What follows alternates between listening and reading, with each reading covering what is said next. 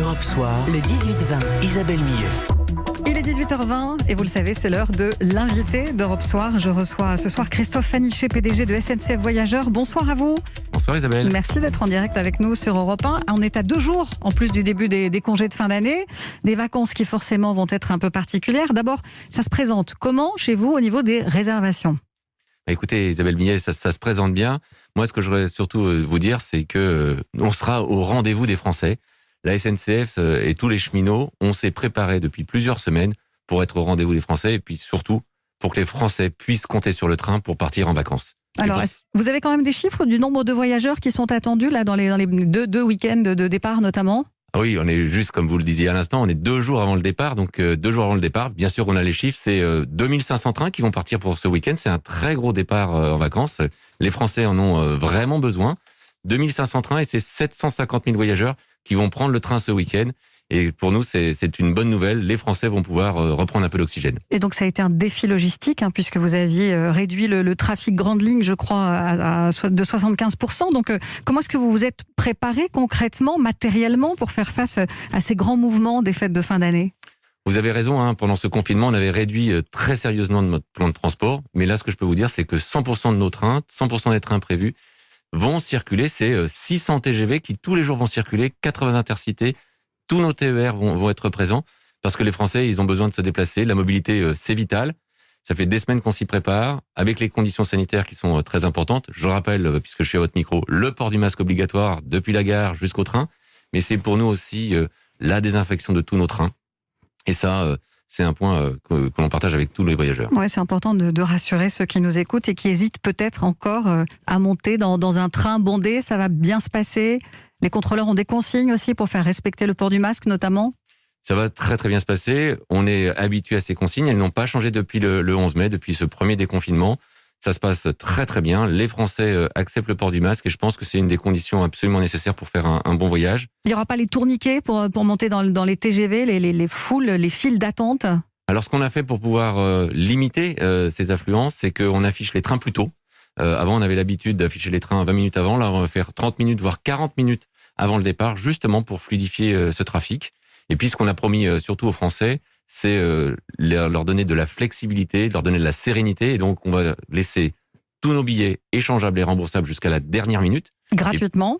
Gratuitement. Et ça, c'est un point qu'on partage avec tous les Français, avec les associations d'usagers, bien sûr. Donc ça, c'est une mesure qui était déjà en vigueur, que vous prolongez ? Et que l'on prolonge jusqu'au 4 janvier. C'est important pour que les Français, en toute sérénité, puissent réserver leurs billets et puissent les changer à tout moment. On sait qu'en ce moment, on peut avoir des doutes, mais n'ayez aucun doute, pour la SNCF, vous pouvez changer votre billet à tout instant. Est-ce que vous avez constaté un bond des réservations après le go sanitaire du Premier ministre Jean Castex qui a confirmé qu'on pourrait donc de nouveau voyager ? Alors, après toutes les prises de parole sanitaires, on voit systématiquement un bond de fréquentation de nos sites.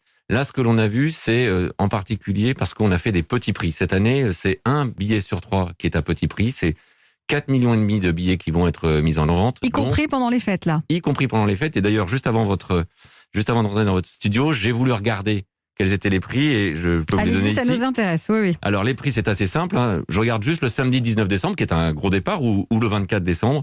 Vous avez un Paris-Marseille qui est à 28 ou 45 €, des Paris-Bordeaux entre 39 et 49 €, des Bordeaux-Marseille à 32 ou 36 €. Il y a bien sûr des prix plus chers, mais on a voulu quand même garder des petits prix et pour nous, c'est... Il y a surtout des prix plus chers, j'ai envie de dire, parce que bon, c'est normal, vous faites votre pub, vous nous dites qu'il y a des prix peu chers, mais j'imagine que si on va sur le site, il y a toujours un ratio qui surprend les voyageurs. Ça peut aller dans un même wagon, des écarts de prix de 1 à 11. Ça va continuer, c'est terminé ? Alors, ce que nous, on a souhaité, c'est surtout privilégier les petits prix. Un tiers des petits prix sont disponibles et ils sont encore disponibles. C'est 15% de plus que l'an dernier.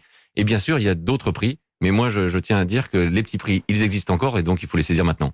Et alors pour l'année prochaine, puisqu'on approche du début de l'année prochaine, les prix vont rester bas, ils vont augmenter. Comment ça va se passer ? Est-ce que je profite de votre antenne, Isabelle, pour vous indiquer que j'ai décidé qu'il n'y aurait pas d'augmentation tarifaire en 2021. Vous savez, c'est la période où tout le monde annonce ses augmentations tarifaires. Eh bien, à la SNCF, Isabelle Millet, il n'y aura pas d'augmentation tarifaire à la SNCF. Nous maintenons les prix de 2020 en 2021. Et pour nous, c'est important que les Français puissent continuer à compter sur le train pour pouvoir voyager. Ça, c'est votre engagement, donc, ce soir sur Europe 1. Pas d'augmentation des prix l'an prochain à la SNCF. Quelles sont les destinations, Christophe Fanichet, qui ont la faveur des Français pour ces fêtes de fin d'année? Vous avez déjà des indications? Alors oui, c'est toujours un peu les mêmes destinations, mais j'aime toujours les rappeler. C'est que globalement, sauf que cette année, on va pas au ski déjà. Cette année, on va moins au ski, vous avez raison, mais on va beaucoup plus dans le sud-est et on va beaucoup plus dans l'Atlantique.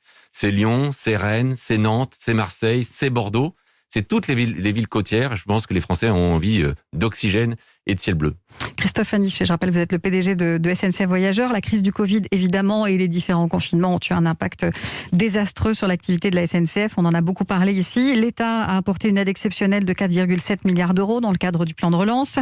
La recapitalisation à hauteur de 4,05 milliards d'euros a été confirmée hier. C'est un coup de pouce géant. On n'a jamais vu autant investi dans le ferroviaire. C'est ce que dit le secrétaire d'État, le ministre délégué au transport. Ça va suffire pour remonter la pente ?